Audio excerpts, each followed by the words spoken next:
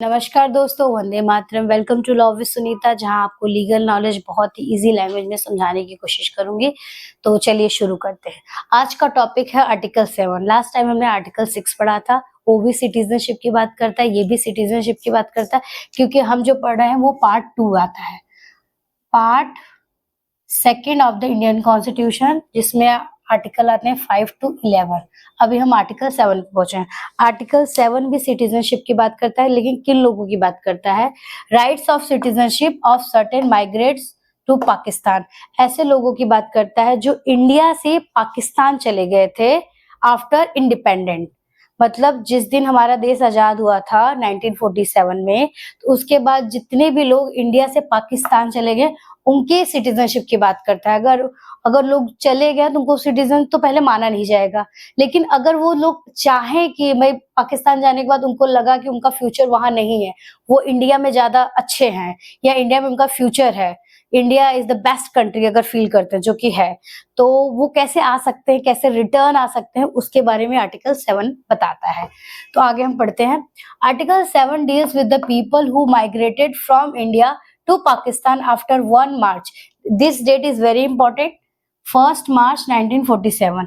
1 March 1947 को थोड़े दंगे फसाद हुए थे, तो गवर्नमेंट ने कहा था इस डेट के बाद जितने भी लोग इंडिया से पाकिस्तान गए हैं उनको इंडियन सिटीजन नहीं माना जाएगा, will not be consider as a citizen of India. उनको कंसीडर नहीं किया जाएगा Indian citizen. Okay, next point, applies to the people. ये जितना भी चीजें बात कर रहे हैं हम, किस पे अप्लाई होगा? Applies to the people who migrated to Pakistan. वो ऐसे व्यक्ति पे ये आर्टिकल अप्लाई होगा जो कि माइग्रेट हो गए थे पाकिस्तान आफ्टर 1 मार्च 1947 पे। सच पर्सन वर, जितने भी ऐसे पर्सन हैं, not treated as a Indian citizen, उनको इंडियन सिटीजन नहीं माना जाएगा। लेकिन ये तो हमारी कॉन्स्टिट्यूशन ने कह दिया कि उनको इंडियन सिटीजन नहीं माना है, लेकिन जो व्यक्ति लड़ाई झगड़े दंगे फसाद में इंडिया से पाकिस्तान चला गया और जाने के बाद उसको रियलाइज होता है कि नहीं नहीं, हमें इंडिया जाना है, रिटर्न करना है, हम यहाँ कंफर्टेबल नहीं फील कर रहे हैं, हमें इंडिया ही बेस्ट लगता है, तो उनके लिए कैसे उनको इंडियन सिटीजन मिल सकता है, उसके बारे में ये नेक्स्ट पॉइंट है। दोज हु, एक्सेप्शनल केस की बात कर रही हूँ मैं, those who return to India with a valid permit, resettlement permanent return permit, उनको तभी वैलिड परमिट मिलेगा जब वो तैयार हो कि भैया हम पाकिस्तान छोड़ के इंडिया मतलब अपनी इच्छा से जाना चाहते हैं, विद रीसेटलमेंट, वहीं परमानेंट रहना चाहते हैं, हम पाकिस्तान नहीं आना चाहते। तो अगर वैलिड परमिट लेके आते हैं, कुड क्लेम, वही क्लेम कर सकते हैं इंडियन सिटीजनशिप के लिए according to the constitutional provision. और कुछ प्रोविजन को अगर फुलफिल करते हैं तो इंडियन सिटीजन उनको मिल जाएगा।